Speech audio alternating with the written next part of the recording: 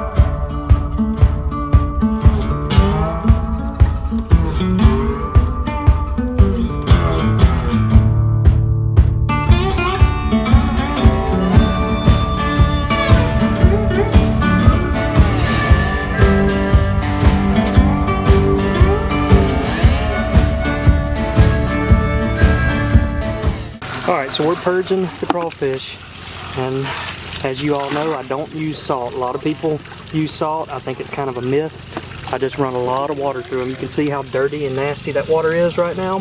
As soon as that water's clear, all the crawfish are purged, and it is time to put them in and boil them. So just to show you what you're looking for, you see all that dirt and particles in there? You want that water to be crystal clear. Folks, this is the largest crawfish I've ever seen. He is a potential record. Look at how his claw is as big as, I put a normal sized crawfish in there just for comparison, and his claw is as big. Oof, definitely don't want that guy chomping down on you. Let's get over here in the sunlight. Take a good look at this guy. That is one massive mud bug right there. I've seen a lot of big ones in my day. This guy takes the cake. See why they call him mud bug. Been playing in the mud. Is that right, Buster? Don't know what we're gonna do with him, but he's too big to be boiled. But I think we'll name him Tiny. Alright, now here's our special seasonings. We used half of Louisiana crawfish boil and half swamp fire. And the reason this makes a perfect combination is because this is salty and this is spicy, so half and half, they make the perfect mix for crawfish boil. I'll have links down in the description, but I can hold about 20 pounds of crawfish in here, so I only use half of this bag and half of that bag. But a lot of you guys have like the 80 quart pots and can fit 40 pounds in there, so I'd use a full bag of this and a full bag of this. These are 4.5 pound sacks, just for reference. Step number one is just to bring your water and seasoning to a boil. Then you'll go in with the crawfish, potatoes, and sausage. Now every year we like to pardon or release one of the crawfish, and this is our 100-gallon bait well that is stocked with hundreds of golden shiners that we feed our pet bass. So it's a perfect place for crawfish. Whenever they get hungry, they can just reach their pincher up and grab them a snack. This little dude's gonna be happy. Now while we're bringing the seasoned water to a boil, let's talk about what's going in it. We're gonna add potatoes, corn, mushrooms, and sausage. And only the sausage and potatoes go in with the crawfish, and the rest goes in after we bring it back to a boil. So I've got that chopped up and ready, and the one thing I'll note is definitely use Kaneka sausage if you can get it. There is no other substitute as good as Kaneka. Look at that little guy holding on for dear life. I think we're gonna have to release him. Alright, when you start seeing that steam, you know the water's boiling, it's time to drop them in.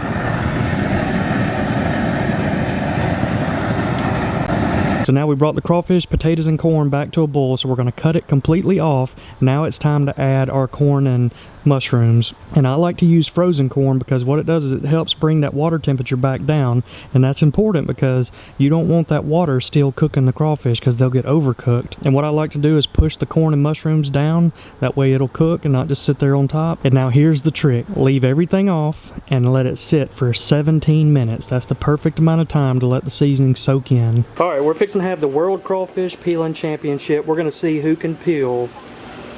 What do y'all want to say, guys? 7, 10? How many crawfish? We're gonna do 5. 5? 5. We gotta do a few more. How many do you say, Grant? I'd say 7? 7. 7's a good lucky number 7. So we're gonna see who can peel 7 crawfish, and we're gonna go by the tails. That's what we're going by. That way we're not leaving any meat in the tail. It's the only fair way we know to do it. No I'm in. No potatoes. I'm in. These guys are in, ladies. Nah. No challengers. All right. Well, then I'm gonna hand the camera to you. Let's go. 3, 2, 1, go.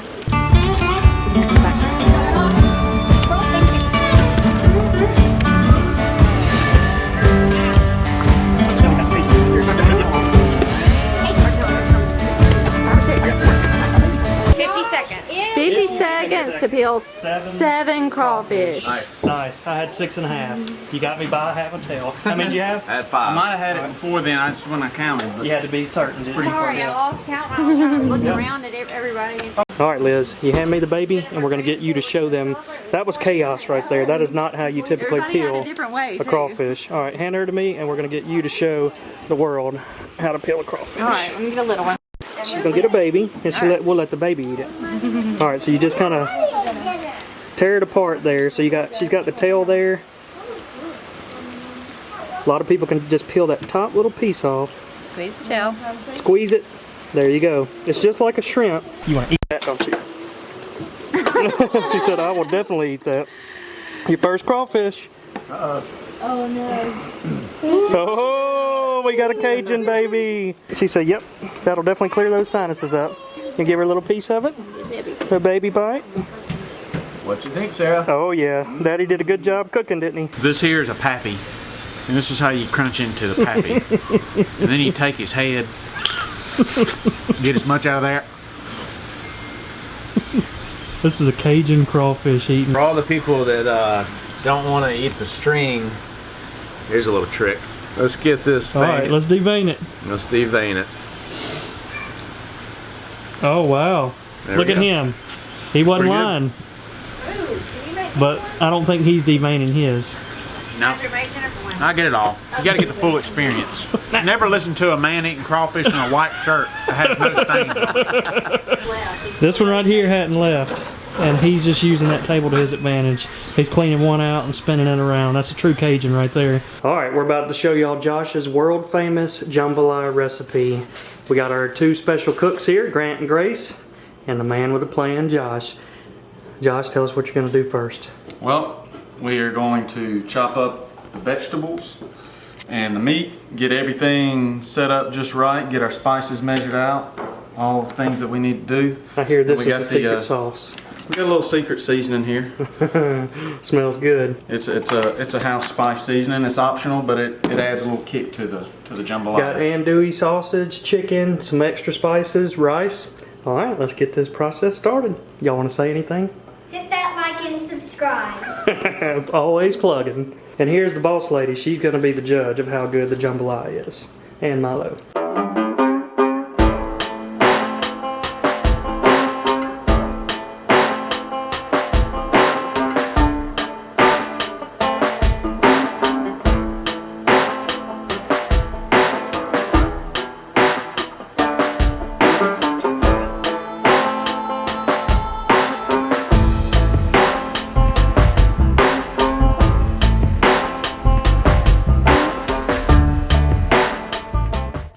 Alright, got all the vegetables chopped up, andouille sausage chopped up, chicken. Now we're ready to start. So we need about ½ cup of vegetable oil. I'm going to be cooking in that cast iron skillet. Put your ingredients in. We're going to put the vegetables in first.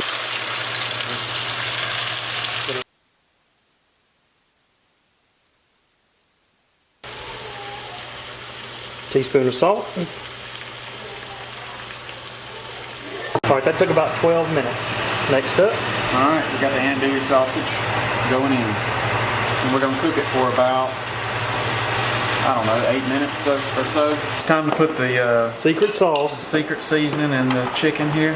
So what I do is I normally just take a tablespoon, get it all mixed up there. Just,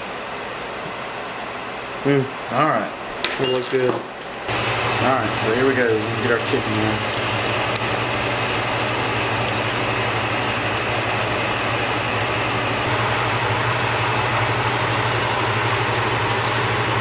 So we put 6 chicken bouillon cubes in there and let them start dissolving.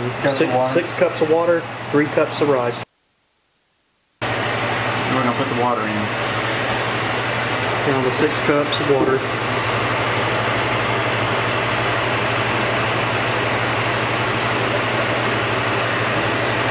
Put in a couple of bay leaves, small ones. Last thing I like to do is I like to put a little teaspoon of this. Tony Cha-Cha's.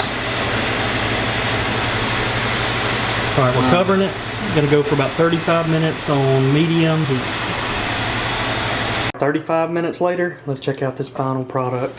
Well, final once you add the green onions. Yep. Last step. You want the green onions to be fresh. We got our taste testers ready to go. She said, I smell it. It smells amazing. Give it to me. It's time to eat. Now it is a little Cajun. He's got a little spice in there. Milo definitely seems to want it. Very good. Very good. Come on, be honest with us. Be honest with us. It's Is it not bad? too spicy this time. Sometimes we've made it and it's been too spicy. 0 to 10. 10. Did you try it? 10. My- There you go. Thank you. Let's check in on these fish. This is our underwater live stream pond cams that we have out there in the pond in the backyard. Looks like Bonnie's coming up in the shallows. It's eating time. And I think I figured out what I'm going to do with that giant crawfish I'm calling Tiny. I think I'm going to put him in our 300-gallon aquarium with our smallest pet bass, Moby. Comment down below who you think is going to win that battle, because you can't add anybody in this tank without Moby at least giving them a good challenge. But Tiny's nothing to play with. But folks, if you want to check out that pond cam, it's called BamaBass Pond. You can go watch our live cams. Look at it. Bonnie just busted one at the surface. Gosh, she's tearing them up. Or wait a minute. That's the kid's feet.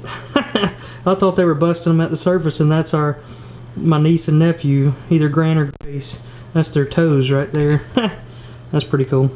Y'all can tell we had a full day of it. Pool, pond, crawfish.